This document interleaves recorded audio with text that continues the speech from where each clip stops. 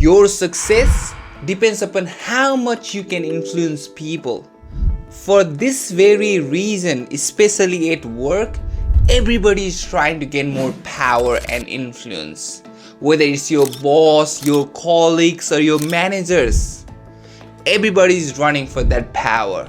But you'll soon find out that there is only limited amount of power available at your workplace. Not everybody can have same amount of power.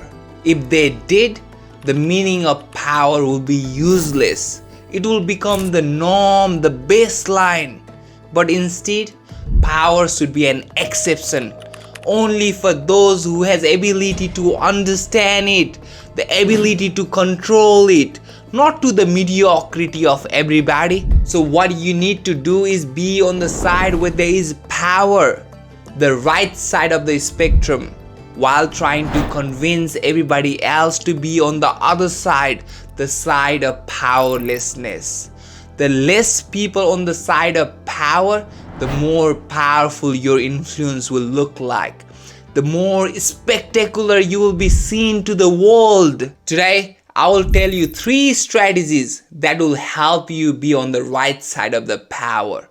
Be the one using the power, influencing people, and making people bend to your will. Alright, let's get into the video. Strategy number 1. Know your enemy. This is by far the most important strategy and first step in gaining power at your workplace. Until you know your enemy, you are hopeless and you are directionless. Once you know your enemy, then only you can formulate a strategy. Concentrate your forces and use any means to take them down. You might think that you don't have an enemy, but sadly, you would be wrong.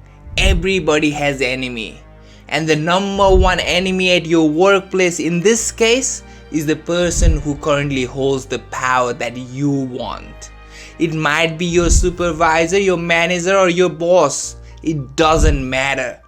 They have something that you want.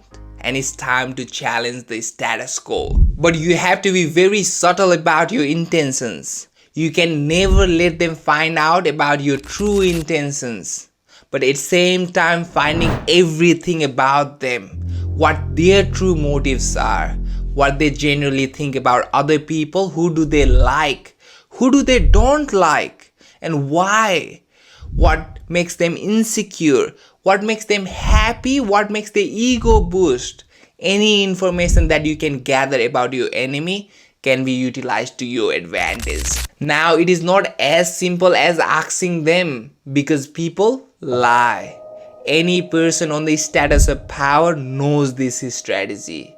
He has been through this. He has used this strategy before. But what he doesn't know is that there are ways that you can find the information indirectly. It's the micro expression that you should be looking for. His words might lie, but his body language, his facial expression can never lie. For example, if you want to know about the person he doesn't like, this is not something that he will tell you directly. In this case, you need to look for those micro expressions and the patterns. See how he talks about other people when they are not in the room. How his facial expression changes when somebody walks in the room. Is he putting a fake smile while talking with certain people? How is he acting in front of his boss? All this expression will tell you a complete story of his life. He will become an open book to you. Once you learn about these strategies, it will be far easier to understand your enemy. Alright, let's get into strategy number 2. Create an air of mystery. You need to understand, you are not only the one playing the game of power. Your boss, your colleagues are fighting for the same power as you. They are trying to find everything about you, to take advantage of it, to use against you when the time comes. Especially bosses. They will lure you with all kind of promises to make you reveal your secret, your intentions, and your life. They will do anything to find things about your personal life. This is common strategy that most bosses uses against their employee. You need to be extremely careful with these kind of bosses who tries to be over friendly and compassionate. No bosses care about you as much as you like to think. They are selfish and greedy just like every other human. The only thing that they care about is their intention and their objective. In the world full of cunning and deceiving people, defending is as important as attacking. That's why you need to create an air of mystery with everybody at your workplace. Never telling anything important about your life, keeping them off balance in the dark. If they don't know what you are up to, they cannot prepare for the defense. But be careful, you cannot appear too secretive. This will just raise suspicion. You need to find a right balance between unimportant truth and the illusion of transparency. You need to make them feel that they know things about you, but in reality, it is just the illusion that you created. A smoke screen for them.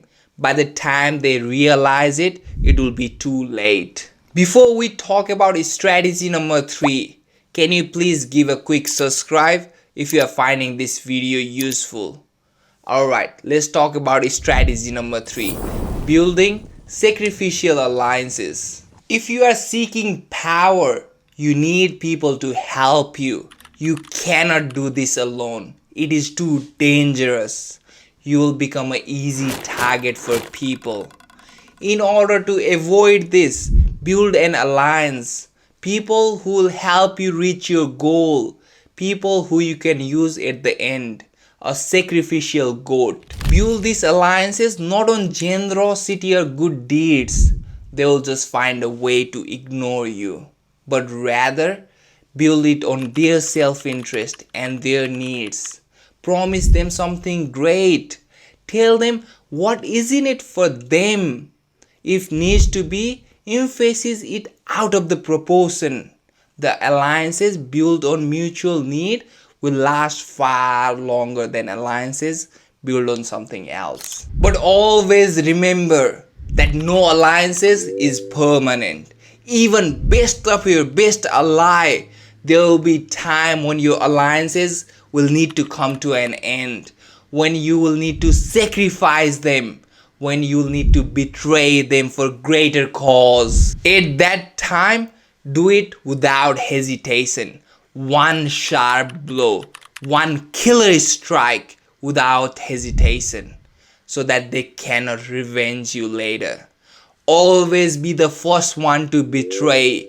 If not, you will be the one getting betrayed upon. Before we finish this video, I want to tell you something. I know that some people watching this video will complain about the morality and the evilness present within these strategies. But listen carefully.